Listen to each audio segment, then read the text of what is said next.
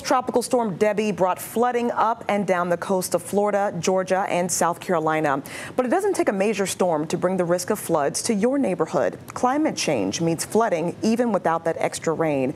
ABC's chief climate correspondent, Ginger Zee, explains why. We expect flooded streets and heavy rain when a hurricane or tropical storm comes in. But the flooding you see in this image has nothing to do with a major storm.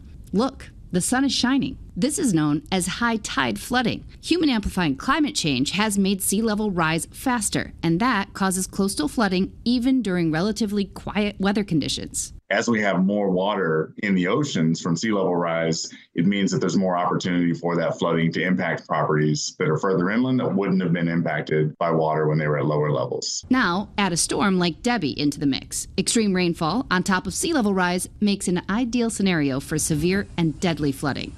In a coastal, beautiful, historic town like here in Savannah, Georgia, and when you've got a tropical storm out in the ocean, it pushes water up these waterways. That's where we talk about coastal flooding or surge. But then you'll have fresh water falling, lots of it, inland, and then it tries to get down these rivers and can't.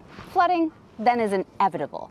However, flooding is inevitable in so many cases. You don't need a tropical storm to make flooding in a town like this, and a lot of that has to do with sea level rise. Since the year 2000, having high tide flood events has been 3 times more likely along the southeastern coast. In a place like Savannah, Georgia, the sea level has risen more than 11 inches in the last century. That's a lot, and a lot of that happened since 1960.